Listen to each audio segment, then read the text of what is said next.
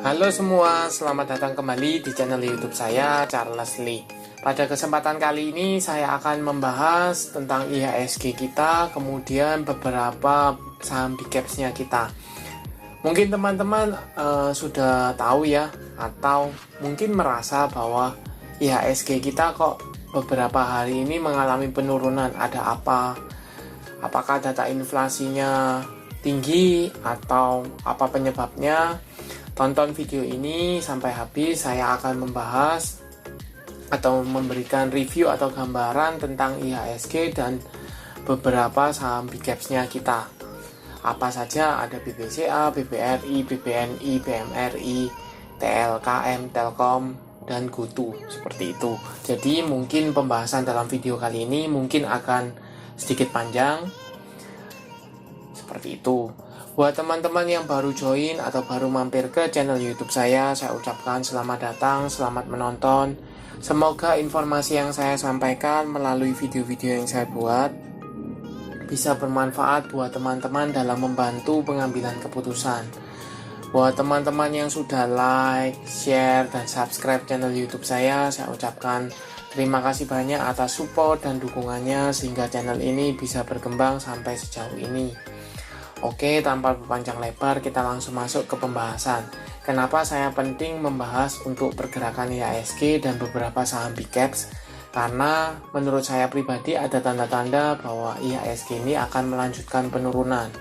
Seperti itu. Harapannya apa? Kalau memang seandainya terjadi, maka teman-teman yang sudah punya posisi yang sudah floating profit, lebih baik diamankan dulu, kemudian amankan cash, sehingga nanti kalau seandainya saham-saham big cap atau saham-saham incarannya teman-teman berada di support atau sudah relatif murah, maka teman-teman bisa masuk kembali, seperti itu. Tetapi sekali lagi ya, ini disclaimer hanya pandangan atau reviewnya saya tentang pergerakan IHSG, seperti itu. Mungkin terjadi, mungkin tidak. Nah, untuk IHSG kita pada hari ini tanggal 1 Juli, awal Juli ya, IHSG kita ditutup di minus 1,7% ke level 6.794, mengalami koreksi lanjutan ya. Sudah 5 hari berturut-turut IHSG kita ini mengalami koreksi, bahkan sudah berada di bawah EMA 50-nya ya. EMA 50-nya ada di sekitar 6.995. Nah, bagaimana potensinya? Kalau saya lihat masih ada potensi minggu depan IHSG kita ini akan tertekan. Kenapa? Karena bursa Amerikanya juga tertekan, mayoritas bursa regional juga tertekan, seperti itu. Kemudian ada berita baru, atau bukan berita baru sih, lebih tepatnya pemaparan publikasi bahwa inflasinya Indonesia mengalami kenaikan, seperti itu. Kita coba cek beritanya ya. Ini liputan6.com ya. Rupiah ditutup melemah imbas data inflasi Juni lebih tinggi daripada prediksi. Jadi kalau dari judulnya aja kita bisa tahu bahwa inflasinya per Juni itu sudah lebih tinggi daripada ekspektasi. Nah, berapa besarannya? Kita coba cek ya beritanya. Nah, kalau teman-teman lihat bahwa BPS atau Badan Pusat Statistik mencatat inflasi sebesar 0,61% secara bulanan ya pada Juni 2022, atau ada kenaikan indeks harga konsumen dari 110,42 pada Mei menjadi 111,09. Jadi ada kenaikan, inflasinya mengalami kenaikan. Nah, penyumbang inflasi pada Juni utamanya berasal dari komoditas cabai merah, cabai rawit, bawang merah, dan telur ayam ras, seperti itu.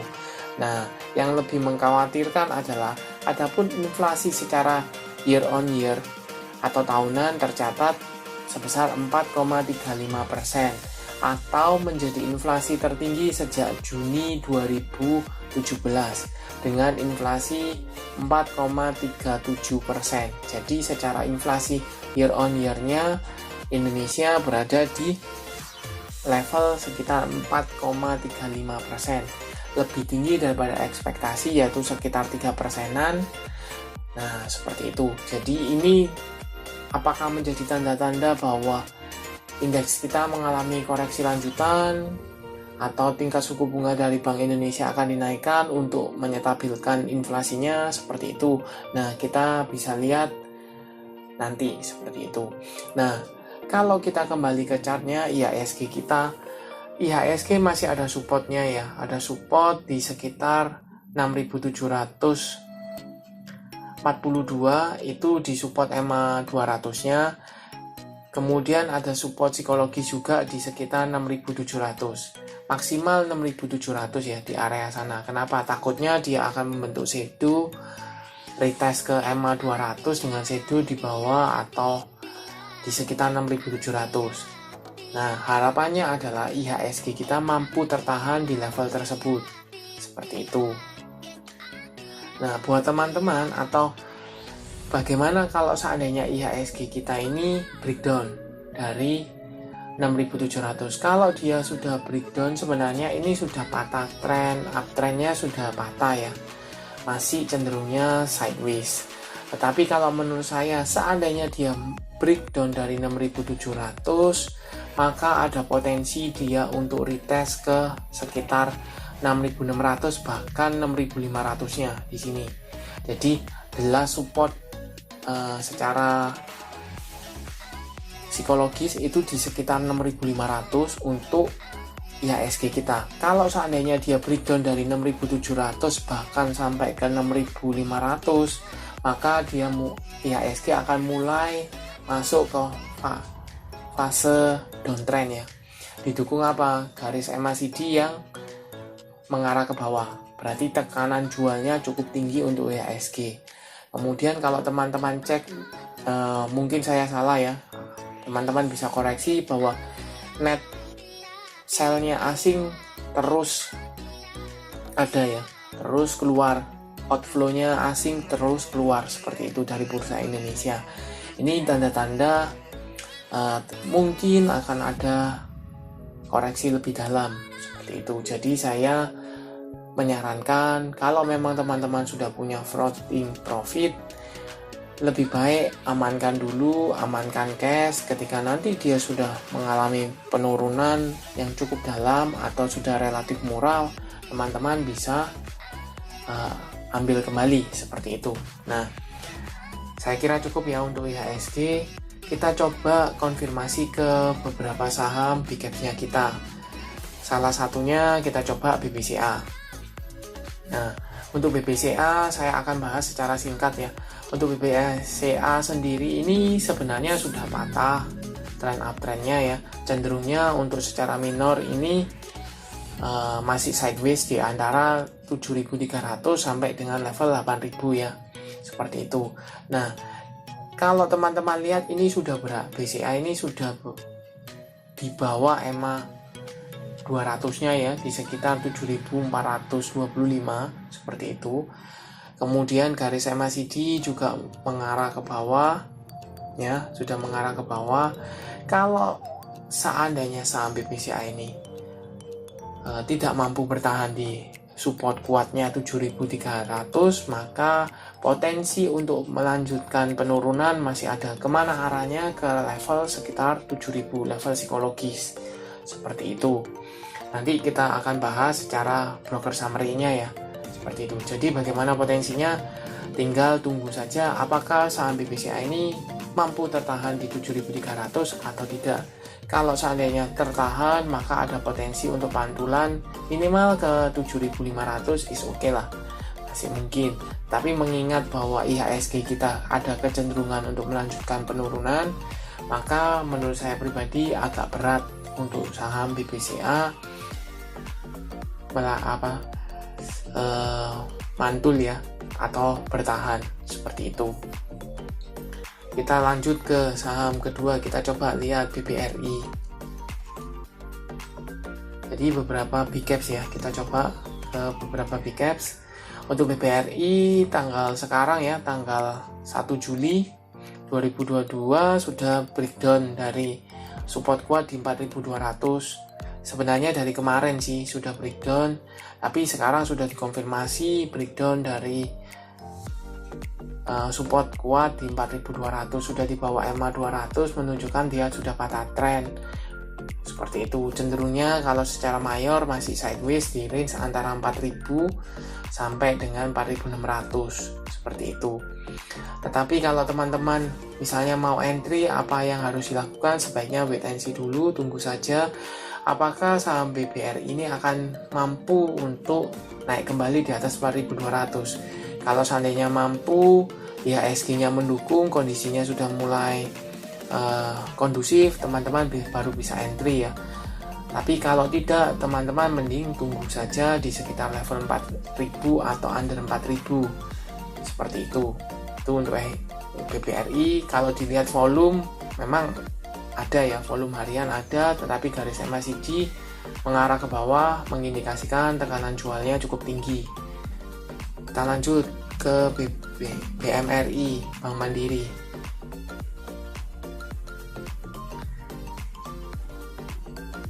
Bank Mandiri ini kurang lebih juga sama ya. Kalau yang tadi BBCA dan BBRI sudah patah tren dari EMA 200, untuk BMRI ini sedikit lebih bagus, baru patah tren dari EMA 50-nya. EMA 50-nya ada di sekitar 8.050-an, sedangkan EMA 200-nya ada di sekitar 7.500, 7.479, jadi di support 7.500. Posisi BMRI jauh lebih baik ya daripada BBCA dan BRI. Karena kenapa? Masih berada di atas EMA 200. Tapi kalau teman-teman lihat secara tren ya, ini saham BMRI ini beberapa kali tertahan di EMA 50-nya ya. Di sini tertahan, dan di sini dia breakdown dari EMA 50.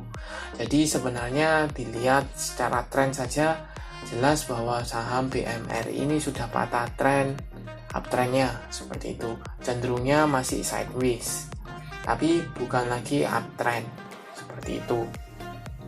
Kalau teman-teman cermati saham BMRI, garis MACD-nya juga mengarah ke bawah, mengindikasikan tekanan jualnya cukup tinggi. Kita lanjut ke saham berikutnya, BBNI.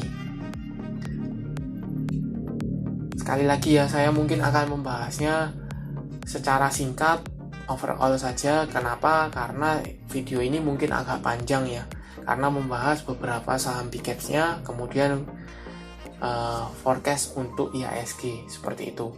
Nah, untuk BBNI sendiri sudah patah tren EMA, sudah posisi di bawah EMA 50. EMA 50-nya ada di sekitar 8.300-an. Sudah patah tren. Bahkan kalau teman-teman lihat, ini sudah breakout dari level support atau breakdown dari level support 8.000, karena ditutupnya sudah di bawah, yaitu di 7.850, walaupun masih stagnan ya di 7.850, tetapi volume mengecil. Kemudian garis MACD mengarah ke bawah, menunjukkan sekali lagi tekanan jualnya ada.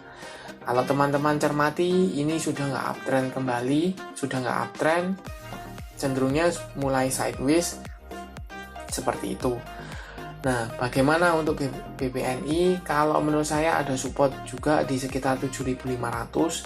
Kalau seandainya saham BBNI ini mampu tertahan di 7.500, masih lebih bagus.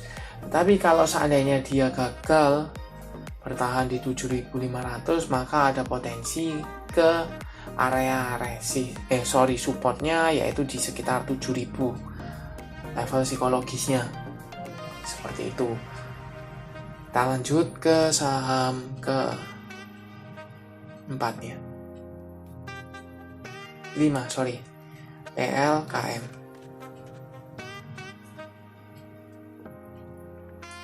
Untuk Telkom sendiri, kalau saya bantu buatkan dinamis trendline-nya, ini sebenarnya sudah patah tren ya.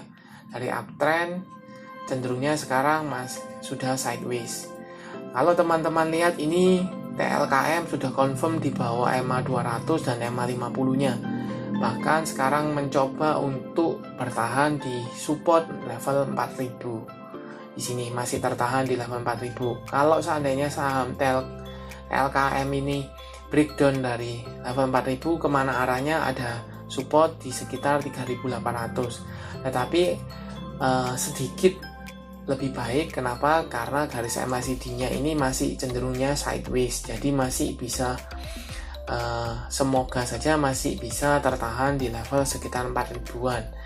Kalau seandainya breakdown, maka ada potensi untuk saham Telkom ini kemana? Ke arah 3800. Tapi sekali lagi ini sudah patah tren dari uptrend menjadi sideways. Tapi kalau dia confirm breakdown dari 4000, maka dia akan memulai fase downtrendnya.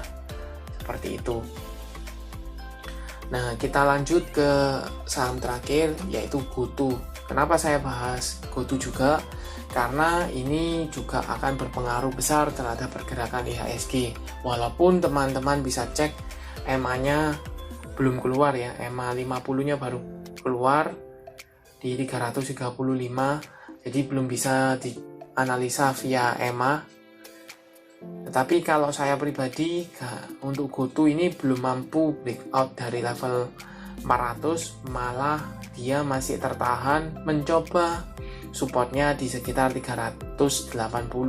Kalau teman-teman cek hari ini tanggal 1 Juli 2022, saham GoTo ini turun hampir 5% ya, ke level 370. Berada di bawah 380. Menurut saya area supportnya, karena beberapa kali tersentuh di sana bisa mantul ya. Tetapi posisi penutupannya di bawah, ada potensi bahwa dia breakdown dari 3800. Nah, kemana arah pergerakannya seandainya dia membentuk atau gagal bertahan di 370? Potensi retest ke daerah support berikutnya 350 sampai dengan 338 ya, di area-area sini. Kalau dia sampai tutup di sini, dia membentuk pola double top ya. Double top, ada potensi dia akan melanjutkan penurunan. Seperti itu. Nah, dari overall beberapa saham big caps-nya kita, kemudian forecast untuk IHSG, maka menurut saya sendiri ada kecenderungan akan melanjutkan penurunan. Seperti itu. Jadi saya tidak menebarkan fear buat teman-teman. Saya hanya mengingatkan lebih baik buat teman-teman yang sudah floating profit, bisa kurangi posisi, taking profit sebagian is okay, atau lebih bisa amankan cash flow, amankan cash is okay, seperti itu. Nah, kenapa? Takutnya kalau seandainya IHSG-nya mengalami koreksi dalam, saham-saham big caps-nya runtuh, atau saham-saham yang pilihannya teman-teman itu mengalami koreksi dalam sehingga teman-teman mau entry, tapi dananya nyangkut di atas atau sudah punya posisi di atas. Oke, kita akan konfirmasi ke broker summary-nya ya. Broker summary untuk saham BBCA, kita coba cek dari BBCA ya. Selama 1 minggu ini aja, dengan value-nya net kita bisa cek di sini. Jelas ya, untuk BBCA distribusi masif oleh KZ, DX, ZP, YU, dan AK. Seperti itu. Untuk foreign-nya lebih khusus, kita bisa cek di sini. Cenderungnya masih netral ya kalau BBCA, tetapi sudah mulai keluar dana asingnya. Kita coba cek BBRI.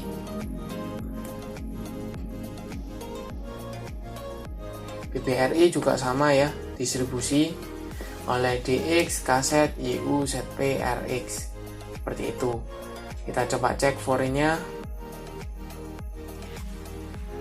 Cenderungnya distribusi ya, walaupun masih sedikit tapi sudah mulai distribusi secara foreign. Kemudian kita coba BMRI. Untuk BMRI sendiri jelas distribusi juga oleh YU, BB, BK, CC, dan RX. Foreign-nya kita coba cek. Distribusi masif ya, PMRI, TLKM. Kita langsung fokus ke foreign-nya aja ya, TLKM. Sedikit akumulasi secara foreign, tapi overall kita coba cek.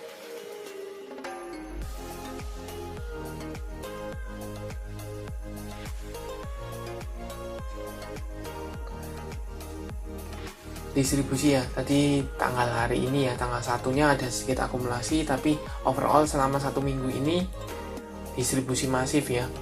Foreign-nya kita coba cek, foreign distribusi Futu juga distribusi masif, BBNI